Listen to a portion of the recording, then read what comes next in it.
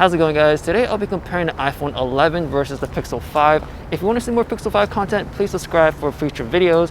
And I know the iPhone 12 is coming out soon, so I will also compare that in the future as well. But for now, let's just see how these two flagship phones can stack up against each other. Now for hardware, I do prefer the touch and feel on the Pixel. I really don't like glass backs where it becomes oily and greasy over time. It gets very slippery, and of course, it will eventually build up a lot of fingerprints. Now for the Pixel 5, I don't really have to deal with that, but most likely a lot of people out there will slap on a case on anyways. Now in terms of form factor, I definitely would prefer the Pixel just because it's much more smaller, so it's easier to use in the hands, and it does feel more comfortable. Now for the display, I do prefer the Pixel as well just because there's no notch. I think the notch is kind of outdated now, and also it does get in the way when you're watching videos. Now to get into your phone, on the Pixel you have a fingerprint sensor, on the iPhone you got Face ID. Honestly, after using it for a while, I do like both. I don't have a preference, but during these times in the pandemic, obviously having the fingerprint sensor is just much more easier to use. For performance, both have been super smooth. The iPhone and the Pixel, when I'm scrolling around using Instagram, watching videos on YouTube, or even messaging friends, they both feel exactly the same. So the iPhone has been out for like a year now, and so far from my experience, there has been no slowdowns. But in terms of longevity and support, the iPhone is known to have like 5 years versus the 3 on the Pixel. So if you really care about the longevity or how long you're planning to use the phone, then I would just stick with the iPhone. Now for battery life, both phones are very good, and honestly I can squeeze up to 2 days, especially because I'm a casual user, and on top of that, it's pandemic time, so I'm staying inside more often. So I don't really have any complaints about the battery life on these phones. I will say though, the iPhone does have killer standby time. There are days where I just unplug my iPhone from full charge overnight, and when I wake up, it's still 100%.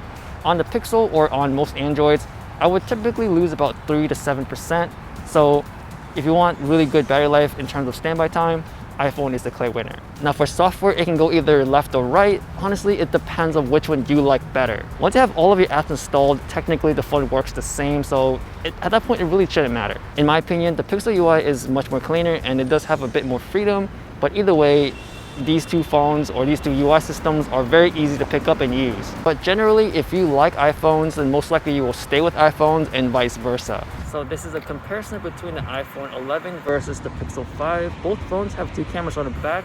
They both have ultra-wide angles and a regular one, so let's see how well they can compare against each other. Now starting off with video first, in 4K 30, I think the colors look more natural on the Pixel, whereas on the iPhone, it tends to be, or it's more on the greenish yellow side. For stabilization, the Pixel seems to have more of that floaty look. Now I know that it has multiple of different stabilization modes. This one is just the regular one. And finally, the Pixel 5 has an ultra wide angle we can use, but it's not as wide as the iPhones. I feel like everything looks deeper or further out on the ultra wide angle on iPhone versus the Pixel. 4K 60 is also on the Pixel 5, and it seems like the colors on the Pixel is more muted and natural since it's like a dull rainy day, but on the iPhone, it's still got that greenish tone to it. It's just not as aggressive as 4K 30. Another side note on the Pixel 5 is 4K 60 you can't shoot in the ultra wide angle lens. The iPhone you can. Now for low light, it seems like the Pixel does have the brighter image just by a little bit, but if I look into the highlights, it seems like the iPhone has it more controlled. You can actually see inside buildings and such, versus the Pixel, it's overexposed. Now moving on to the back cameras, I really like how the Pixel 5 pictures come out. As you see them on the screen, it seems like the iPhone has a bit of the color shifts going on. Sometimes it's too blue, sometimes it's too green and too yellow. On the Pixel, everything seems to have that normal look. Now if you start to zoom in, the pictures on the Pixel is much more clear, so if you do like to use or zoom in, then definitely the Pixel 5 is going to be the better one since it's most likely going to be much more clear than the iPhone.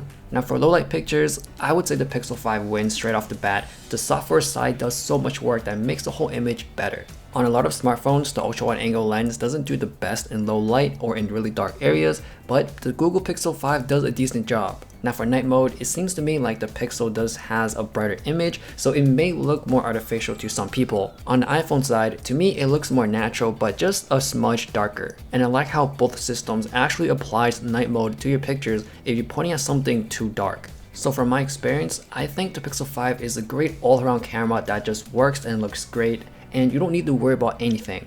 In the end, both phones are very easy and simple to use. If I were just to stick with Android, out of all the Android phones, I would most likely stay with the Pixel.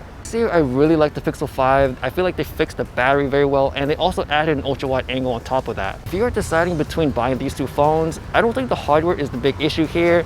I think you're going to be thinking more about the ecosystem and which one you're going to be invested more in. If you found this video helpful, please give it a thumbs up. You can find me on Instagram, and if you want to see more Pixel 5 content, please subscribe. Thanks for watching, and I'll see you guys later.